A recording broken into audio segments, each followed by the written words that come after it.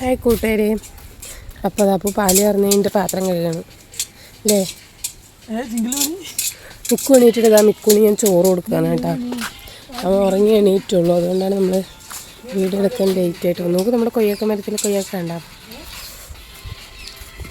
ഇതപ്പോൾ പാലൊക്കെ കറന്നു കഴിഞ്ഞു കേട്ടോ. വേണ്ട, ഇനി പാൽപാത്രമൊക്കെ ഒന്ന് കഴുകണം. ഇതാ അമ്മൂന് പാട്ടൊക്കെ വെച്ച് കൊടുത്തിട്ടുണ്ട്. നമ്മുടെ കുഞ്ഞോടെ നോക്കട്ടെ കേട്ടോ.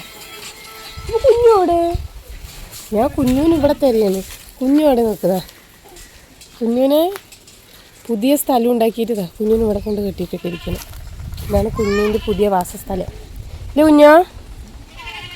ഇതാ മിക്കുവിന് അന്ന് തേങ്ങ ഇടുന്ന സമയത്ത് ഞാൻ കുഞ്ഞിനെ വിറ്റോ വിചാരിച്ചില്ലേ.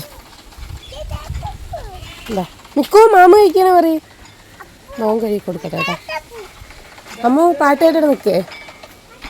നമുക്ക് ഇത് പുകയിട്ട് വെച്ചതിൻ്റെ അപ്പോൾ കളയുകയില്ല. ഗുഡ്.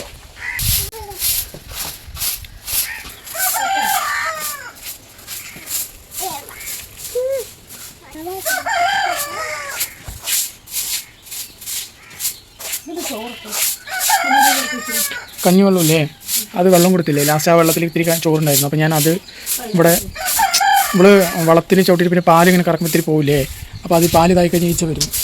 അപ്പോൾ അത് അവളുടെ കുടിക്കാൻ വെച്ച വെള്ളം എടുത്ത് ഒഴിച്ച് കൊടുത്തതാണ്. കുഞ്ഞിന് നമ്മൾ കുത്തിവെച്ചതാട്ടോ. സോറി, കുഞ്ഞിനല്ല.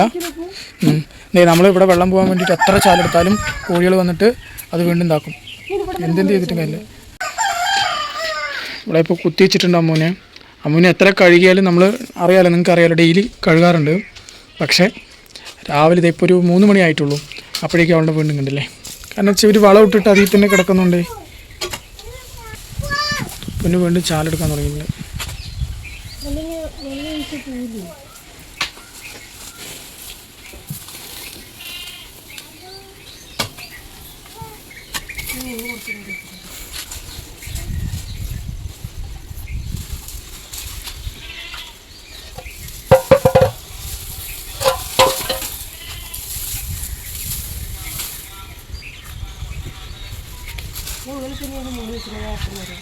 പക്ഷെ ഞാൻ രാവിലെ ഒന്ന് നോക്കുമ്പോൾ ഇങ്ങനെ തന്നെ കിടക്കണ്ടായിരുന്നു. അതന്നെ ഇന്നില്ലേ രാവിലെ ഞാൻ പാലിറക്കാൻ വരുമ്പോഴല്ലേ മുള്ളു ഇങ്ങനെ തന്നെ ഇരിക്കണ്ടായിരുന്നു.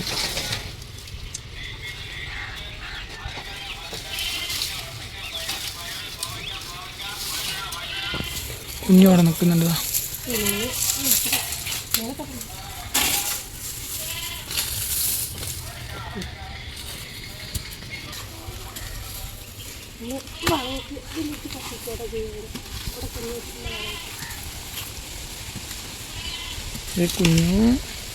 കുഞ്ഞിപ്പോൾ വലിയ കുട്ടിയായില്ലേ.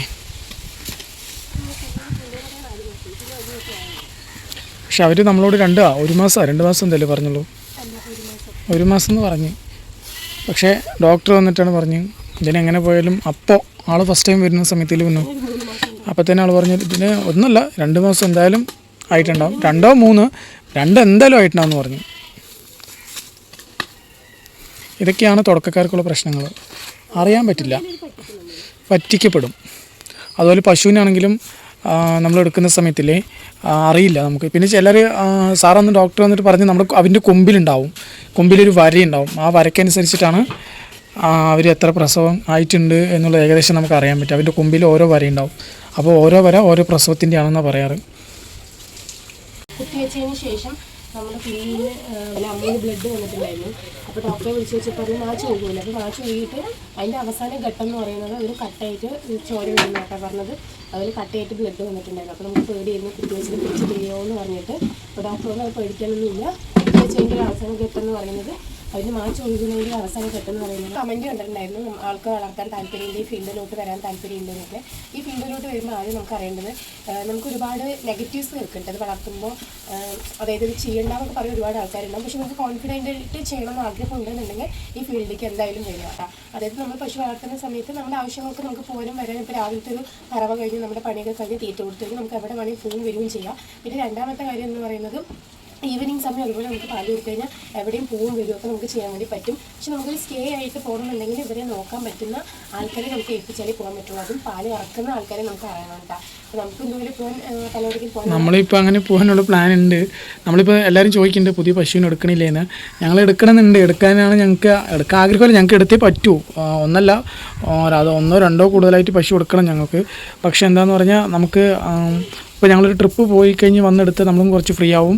അപ്പോൾ നമുക്ക് എടുക്കാം. കാരണം എന്താ വെച്ചാൽ നമ്മളിപ്പോൾ തൽക്കാലം ഇവിടെ ആരെങ്കിലും ഏൽപ്പിക്കുകയാണെങ്കിൽ 2-3 പശു എടുത്തിട്ട് നമ്മൾ അവരെ ഏൽപ്പിക്കുമ്പോൾ അവർക്കൊരു പണിയാണ്, നമുക്കും പോകണോടൊരു എന്താ പറയുക മനസ്സമാധാനം ഉണ്ടാവില്ല. ഇപ്പോൾ നമ്മുടെ ട്രിപ്പിൽ നടക്കാണ്ടിരിക്കുകയാണ് കേട്ടോ. നമുക്കിത് നോക്കാൻ പാകത്തിന് ആരെങ്കിലും ഉണ്ടെങ്കിലേ പറ്റുള്ളൂ.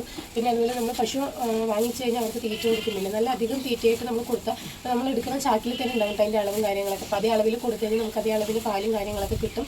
ഞങ്ങളിവിടെ പെല്ലറ്റ് മിൽമൻ്റെ പെല്ലറ്റാണ് കൊടുക്കുന്നത്. ആ പെല്ലറ്റ് അവർ അതിൽ പറയുന്ന അളവ് പ്രകാരം തന്നെ കൊടുക്കും. അവർ അതിൻ്റെ വെള്ളം ഒഴിക്കാണ്ട് കൊടുക്കണമെന്നാണ് പറയുക. നമ്മളതിൽ ആ പെല്ലറ്റിൻ്റെ ഒപ്പം വെള്ളം ഒഴിച്ച് നിർത്തും. അത് നന്നായിട്ട് കുതിർന്ന് കഴിയുമ്പോൾ നമ്മൾ കൈകൊണ്ട് മിക്സ് ചെയ്തിട്ടാണ് കേട്ടോ രണ്ടാൾക്കും കൂടെ കൊടുക്കുന്നത്. അപ്പോൾ അത് പെല്ലറ്റ് മാത്രം കൊടുക്കുമ്പോൾ നമുക്ക് അതിനനുസരിച്ച് പാലും കാര്യങ്ങളൊക്കെ കിട്ടുന്നുണ്ട്. പിന്നെ നമ്മളിപ്പോൾ പുട്ടും കാര്യങ്ങളൊന്നും കൊടുക്കുന്നില്ല, അതും കൊടുത്താൽ നല്ലത് തന്നെയാണ്. അപ്പോൾ നമുക്കൊരു മാസം അവർക്ക് തീറ്റ 10 ദിവസം കൂടുമ്പോൾ നമുക്ക് അങ്ങനെയാകുമ്പോൾ നമ്മൾ തീറ്റിൻ്റെ അളവ് കൂടുതൽ കൊടുക്കുമ്പോൾ ഇതിലെന്താണെന്നറിയോ, ഫസ്റ്റ് ഓഫ് ഓൾ ഒരു കാര്യമുള്ളത് എല്ലാവരും പറയുന്നത് പശു വളർത്തൽ അല്ലെങ്കിൽ പോത്ത് വളർത്തൽ ചിലവുള്ള കാര്യം എന്ന് പറയുന്നുണ്ട്. ഈ ചിലവ് എപ്പോഴാണ് വരുന്നതെന്ന് അറിയോ, ഇവർക്ക് മറ്റ് തീറ്റകളില്ലാണ്ട് നമ്മൾ കൈത്തീറ്റ മാത്രമായി പോകുമ്പോഴാണ് നമുക്കിതിൽ ചിലവ് വരുന്നത്. കൈത്തീറ്റ മാത്രം കൊടുക്കുമ്പോഴാണ് നമുക്കിതിന് ചിലവ് വരുന്നത്. മറിച്ച് നമ്മളിപ്പോൾ പുല്ലരിയുക അല്ലെങ്കിൽ വേറെ അതിൻ്റെ കൂടെയുള്ള സൈഡായിട്ട് വേറെ എന്തെങ്കിലുമൊക്കെ ഇവർക്ക് തീറ്റ കണ്ടെത്തുക, മീൻസ് ചിലവില്ലാതെ തീറ്റ കണ്ടെത്തി കഴിഞ്ഞാൽ സത്യം പറഞ്ഞാൽ അതിന് നമ്മളിത്തിരി പണിയെടുക്കണം. ഇപ്പോൾ പുല്ലരിയാനൊക്കെ നമ്മൾ സമയം കണ്ടെത്തി അല്ലെങ്കിൽ അതിനൊക്കെ പോകുമ്പോൾ നമുക്ക് എന്താണ് നമുക്കവിടെ ആ തീറ്റയുടെ കൈത്തീറ്റ കൊടുക്കുന്നതും കുറയ്ക്കാം. പിന്നെ പുല്ലൊക്കെ അറിയാലോ ഏറ്റവും നല്ലതാണ്, അവർക്ക് പുല്ല് കൊടുക്കുന്നത് ഏറ്റവും നല്ലതാണ്. അപ്പോൾ അതിൻ്റെ നമുക്ക് പൈസയും കുറയും, നമുക്ക് ഗുണവും അധികമാണ്. അപ്പോൾ അതും കൂടിയിട്ട് മെനക്കെടാനും അല്ലെങ്കിൽ പണിയെടുക്കാനും കൂടി തയ്യാറായിട്ടുള്ളവർ മാത്രം ഇങ്ങനെയുള്ള കാര്യങ്ങളൊക്കെ ചെയ്താൽ മതിയിട്ടാണ്. നമ്മൾ കൂടുതൽ അല്ലാണ്ട് പുറത്തുള്ള തീറ്റകൾ മാത്രം കൈത്തീറ്റ പോലുള്ള തീറ്റകൾ മാത്രം കൊടുത്തതാക്കുക പറയുമ്പോൾ അത് നിങ്ങളൊക്കെ പറയാറുള്ള പോലെ നല്ലൊരു പുല്ല് മാത്രം കൊടുത്താൽ പാല് കിട്ടുള്ളൂ ഇല്ല കേട്ടോ. ഞങ്ങളുടെ ഒരു എക്സ്പീരിയൻസ് വെച്ച് പറയുന്നത് നമ്മൾ പെല്ലറ്റിൻ്റെ അളവ് കൂടുതൽ ഇട്ടപ്പോഴാണ് നമുക്ക് പാല് കൂടുതൽ കിട്ടി തുടങ്ങിയിട്ടാ. പിന്നെ അതിൻ്റെ കൂടെ നമുക്ക് പുല്ല് കൊടുക്കുമ്പോൾ പാലിൻ്റെ കൊഴുപ്പ് കൂടും. അപ്പോൾ നമുക്ക് പാലിൻ്റെ കൊഴുപ്പ് കൂടും. കൊഴുപ്പ് കൂടാൻ വേണ്ടിയിട്ട് നമുക്ക് എന്താണ് ഇതുപോലെ നമ്മൾ പെല്ലറ്റിൻ്റെ അളവ് കൂടുതൽ കൊടുക്കുമ്പോൾ തന്നെ നമുക്ക് നല്ല കൊഴുപ്പ് കിട്ടും. അതിൻ്റെ പുല്ല് കൊടുക്കുമ്പോൾ കൊഴുപ്പ് കൂടും. അതുപോലെ പാലിൻ്റെ അളവ് കൂടുമോ ചോദിച്ചു കഴിഞ്ഞാൽ നമുക്ക് പെല്ലറ്റ് ഇട്ട് കൊടുക്കുമ്പോൾ കേട്ടോ കൂടുതൽ കിട്ടുന്നത് അല്ലേ. പെല്ലറ്റ് ഇപ്പം കൂടുതൽ ഇട്ട് കൊടുക്കാൻ തുടങ്ങിയപ്പോൾ നമുക്ക് അതിനനുസരിച്ചിട്ട് പാലിൻ്റെ കൊഴുപ്പും കൂടുന്നുണ്ട്. ഇപ്പോൾ നമുക്ക് വിടാതെ ഡെയിലി രാവിലെയും വൈകിട്ടും എങ്ങനെ പോയാലും ഒരു 48-49 രൂപ കിട്ടും. വൈകിട്ടാണെങ്കിൽ എന്തായാലും 50 മുകളിലേക്കാണ് നമുക്ക് കിട്ടുന്നത്. രാവിലെ ആണെങ്കിൽ എന്തായാലും ഒരു 45 എന്ന് വെച്ചാൽ ഒരു 45 രൂപയ്ക്ക് മുകളിൽ നമുക്ക് കിട്ടുന്നുണ്ട്, പൈസ കിട്ടുന്നുണ്ട്. കൊണ്ടുവന്ന സമയത്തൊക്കെ നമുക്ക് 45-ന് താഴെ വരെയാണ് വില കിട്ടിക്കൊണ്ടിരുന്നത്. അപ്പോൾ നമുക്ക് വലിയ ലാഭമൊന്നും ഉണ്ടായിരുന്നില്ല. പിന്നെ നമുക്ക് ഇതിനെക്കുറിച്ച് എന്താണെന്ന് നമ്മൾ പഠിച്ചു വന്നപ്പോഴാണ് നമുക്ക് ഇതിൻ്റെ വരുമാന രീതികളെ കുറിച്ച് അറിയുന്നത് കേട്ടോ. ഒരു പശു ഉണ്ടെന്നുണ്ടെങ്കിൽ അതിൻ്റെ തീറ്റയും കഴിഞ്ഞ് നമുക്ക് ചെറിയൊരു ലാഭം ഉണ്ടാവുള്ളൂ. പക്ഷെ 1-2 പശുവും കൂടി ഉണ്ടെങ്കിൽ നമുക്ക് നല്ലതായിരിക്കും കേട്ടോ. അപ്പോൾ നമുക്ക് അതിൻ്റെ ഒരു ചിലവും കഴിഞ്ഞ് നമുക്ക് ഒരു ലാഭമായിട്ട് നമുക്ക് കൈ കിട്ടും.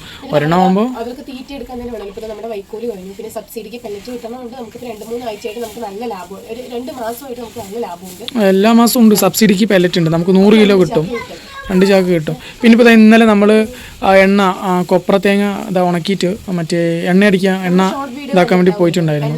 എണ്ണ ആട്ടിയിട്ടുള്ളത് ഇപ്പോൾ കൊടുക്കുന്നുണ്ട്. അതാകുമ്പോൾ നമുക്ക് വിശ്വസിച്ച് കൊടുക്കുക. കാരണം കലർപ്പൊന്നും ഇല്ലാത്ത നമ്മൾ നേരിട്ട് കണ്ട് ഞങ്ങൾ അവിടെ തന്നെ നിന്ന് കണ്ടാണ്. അതിൽ വേറെ ഒന്നുമില്ല. അവർ ആ എണ്ണ ആട്ടണം, കൊഴുപ്പ് കിട്ടുന്നുണ്ട്. ആളും ഞങ്ങൾ ഇന്നലെ പോയവിടെ ആൾ 3-4 പശുവോളം വളർത്തിയിട്ട് പിന്നെ ആൾ നിർത്തിയതാണ്. അതുകൊണ്ട് ഇതാണ്ടില്ലേ മിക്കൂസ് ഇവിടെ കിടന്ന അഭ്യാസം കാണിക്കുകയാണ്. നമ്മൾ വീഡിയോ എടുക്കുമ്പോൾ അതിൻ്റെ ഇടയിൽ മിക്കൂസിൻ്റെ അഭ്യാസം ആണല്ലേ. അത് ഹായ് പറ, ഹായ് കൈ കാണിക്കേ. അവിടെ വൈക്കോല് കഴിഞ്ഞ് ഇനിയിപ്പോൾ ഈ ഒരു കെട്ടും അയച്ചിട്ടൊരു കെട്ടും പിന്നെ അപ്പുറത്ത് ആ മൂടി വെച്ചിട്ടുള്ളൊരു കെട്ടും മാത്രമേ ഉള്ളൂ. അപ്പോൾ വൈകാണ്ട് ഇനിയിപ്പോൾ വൈക്കോലും ഇതാക്കണം. കാരണം നമ്മൾ ഈ വൈക്കോൽ ഇറക്കുന്ന സമയത്ത് പോത്തും ഉണ്ടായിരുന്നല്ലോ, നമുക്ക് പോത്തും ഉണ്ടായിരുന്നുകൊണ്ട് അവർക്കും കൂടി കൊടുക്കേണ്ട ഒരു ഇതായിരുന്നു. പിന്നെ നമ്മൾ നിങ്ങൾക്ക് അറിയാമല്ലോ, നമ്മൾ അവർ പോകുന്നതിന് ഒരു 2 ആഴ്ചത്തോളം 2-3 ആഴ്ചത്തോളം അവർ നമ്മൾ അയച്ചു വിട്ടിട്ടേ ഇല്ല. പുല്ലുണ്ടായിരുന്നില്ല, മാസം നമ്മൾ പുല്ല് വരുന്നിട്ടുണ്ടായിരുന്നില്ല. അതുകൊണ്ട് തന്നെ വൈക്കോല് നല്ലവണ്ണം വൈക്കോലിന് ചിലവുണ്ടായി. ഞങ്ങൾ ഇറക്കിയ വൈക്കോല് 7,500 രൂപ അല്ലേ. 7,500 രൂപയ്ക്ക് 25 കെട്ട് വൈക്കോല് ഇറക്കിയത് എത്ര പെട്ടെന്നാണ് തീർന്നത്. ഇനിയിപ്പോൾ നമ്മുടെ അവിടെ കൊയ്ത്ത് തുടങ്ങാറായി. കഴിഞ്ഞാൽ നമുക്ക് വൈക്കോല് നിങ്ങൾക്ക് ആർക്കെങ്കിലും ദൂരെയുള്ളവർക്ക് വൈക്കോല് കിട്ടില്ല എന്നുണ്ടെങ്കിൽ പറഞ്ഞു നമ്മൾ വൈക്കോല് റെഡിയാക്കി തരാം. നമുക്ക് നല്ല ചീപ്പായിട്ട് വൈക്കോല് സീസണിൽ കിട്ടുന്നുണ്ട്. അപ്പം അത് കൊണ്ടുതരാൻ ഇവിടെയൊക്കെ ഫുള്ള് പാടങ്ങളാണ്. ഇനിയിപ്പോൾ ഇവിടെയൊക്കെ കൊയ്ത്ത് കഴിഞ്ഞാൽ പിന്നെ പറയണ്ട വൈക്കോല്. വീഡിയോസിൽ സ്ഥിരം കാണാം. നമുക്ക് പറ്റിയെന്ന് വൈകിട്ട് ലൈവ് ഇടാം. നമ്മുടെ ഇവിടെ ചുറ്റുമുള്ള പാടങ്ങൾ കാണാം. പിന്നെ നമ്മുടെ മുമ്പത്തെ പോത്ത് ജീവിതം വീഡിയോസ് കാണുന്നവർക്ക് അറിയാം. നമ്മൾ പാടത്തിന്റെ നടുവിൽ കൊണ്ടുവരെ മേയ്ക്കാൻ പോകുന്നത്.